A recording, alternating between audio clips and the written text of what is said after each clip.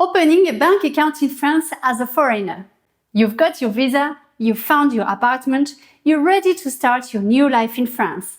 And then you discover that without a French bank account, you can sign your lease, receive your salary, get reimbursed by the healthcare system, or even set up your electricity. So you walk into a bank, they ask for documents you don't have, you come back with the documents, they say that you're a non-resident and the account type is different. You try another bank, they say no without explaining why. Today, I'm breaking down everything you need to know, the types of banks, the documents, the special situations, and one legal right that guarantees you a French bank account, even if every bank turns you down. Welcome or welcome back.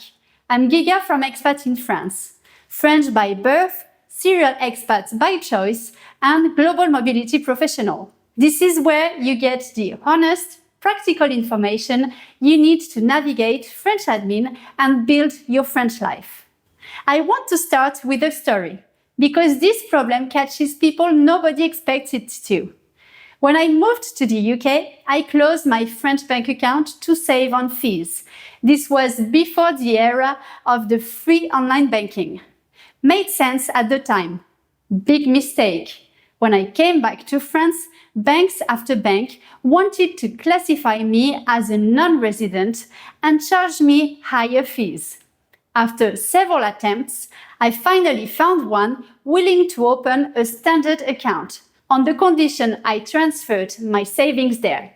I accepted. If it was that complicated for me as a French national, imagine what it looks like for a non-EU foreigner arriving with a foreign passport, no French banking history, and not mastering the language. The difficulties are real, but they are not insurmountable. And that's what today's video is about. Now, if you're at the stage where you want the complete picture on relocating to France, not just the banking piece, but everything, visa strategy, housing, healthcare, admin, I have a full relocation program called France Formula opening in September 2026. The waitlist link is in the description. But right now, let me give you everything you need to know about French banking for free. Starting with why this is more urgent than most people realize. In France, almost everything runs through a document called the RIB, your French bank account identifier. Without a French RIB, very little can move forward. I have a dedicated video on the RIB that you will find up there and in the description below. But the short version is that your French bank account is the first domino, and you need it sorted in your very first week in France if you can. Now, the resident versus non-resident. The first thing French bank will ask directly or indirectly is whether you are a French tax resident. This shapes which accounts are available and what fees you will pay. Generally, you are a tax resident in France if you've lived in France for more than 183 days in a tax year and or have a French income source. As a tax resident, you have access to the full range of accounts. As a non-tax resident, your options narrow and some banks will simply decline. Tax residency is complex. Consult a tax professional if you're unsure of your status. Now some practical tips before you walk in. Before your first bank appointment, buy a French SIM card. Banks need a French mobile number to set up your online access and send security codes. A prepaid SIM card costs almost nothing at any supermarket. Get one first. Documents that you'll need. Prepare these before any appointment. Proof of identity, your passport or ID card, proof of address, a utility bill, rental agreement, and if you've just arrived, an attestation d'hébergement, a letter from whoever is hosting you with a copy of their ID and proof of their address. That solves the catch-22 of needing an address to open an account. And also proof of income, payslips or employment contracts. Not always required, but have them ready. If your documents aren't in French or English, some banks will ask for a certified translation, une traduction assermentée. Factor that in before your appointment. Before I tell you which type of banks exist in France so that you choose the one that fits you best, you should know that it is quite common to be rejected as a new client by banks when you are a newcomer in France. You don't have any banking history in France, and this often leads to rejections. But there is a way around it that few people know, and your best ally to be accepted is called le droit au compte. In France, every person legally residing in the country has a right to a bank account. It's called the droit au compte, and it's enshrined in French law. Even if every bank turns you down, there is a legal pathway that forces a bank to open an account for you. How exactly to use it, what documents you need, how to present your file to maximize your chances before it ever gets to that point, and the full strategy specifically for non-EU newcomers who face the most friction, that's what I cover in depth inside the France Formula. Because banking is just one piece of the puzzle. The France Formula is my complete relocation program. Visa strategy, building your dossier, understanding the French healthcare system, finding accommodation, navigating the administrative steps that nobody tells you about. Everything you need to actually land in France and build your life there, without spending months lost in contradictory information online. The course opens in September 2026. If you want to be the first to know when the doors open, the waitlist link is in the description. It takes 30 seconds and it's free. Now, which type of bank? There are three main bank types to consider. Traditional banks like BNP Paribas, Crédit Agricole, Crédit Mutuel, Société Générale, La Banque Postale, and so on. These are high street banks with physical branches. Still very much part of French culture and essential if you ever plan to take out a mortgage in France. BNP Paribas has a dedicated international client service and is generally one of the most welcoming for foreign nationals. Then there are the online banks, with Bourso Bank, Hello Bank, Before Bank. These are subsidiaries of traditional banks with lower fees and convenient apps. The key limitation is that most require you to already be a French tax resident with a previous French banking history, totally inaccessible for newcomers. Then comes the neobanks, the most flexible option for newcomers, 100% mobile, minimal paperwork.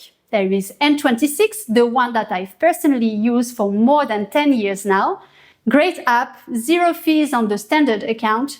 The important update for 2026, N26 now offers a French IBAN, so you get a French RIB that works with landlords, employers, and French administrative bodies. My referral link that will give you a €20 bonus is in the description below. Then comes Revolut, a solid option and one of the few neobanks that accept US citizens. Also provides a French IBAN. Check the current eligibility conditions before applying. There is also Nickel, available for nearly 200 nationalities. Open an account in 5 minutes at a tabac store with just your ID. You leave with a French MasterCard and a French RIB immediately. Two caveats though. Nickel requires your fiscal residency, so your tax home, to be an EU or AELE country.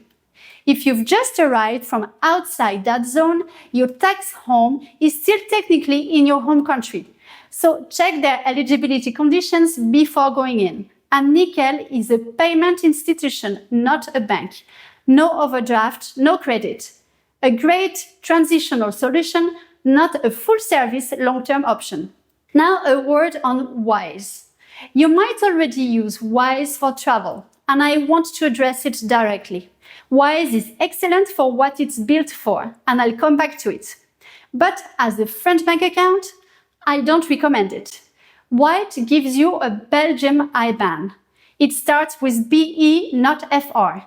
Under EU law, any SEPA IBAN should be accepted in France, but in practice, URSSAF, the social contribution body for self-employed people, has been documented refusing Belgian IBANs. CAF some landlords and some providers do the same. It's technically illegal, but it's a real and common problem. If your IBAN gets rejected at a critical administrative moment, you'll be stuck. Use N26, Revolut, or Nickel for your French IBAN, and keep WISE for what it does brilliantly: international transfers. I use it myself regularly to move money between France, Brazil, and the UK. The exchange rates are close to the real mid-market rate.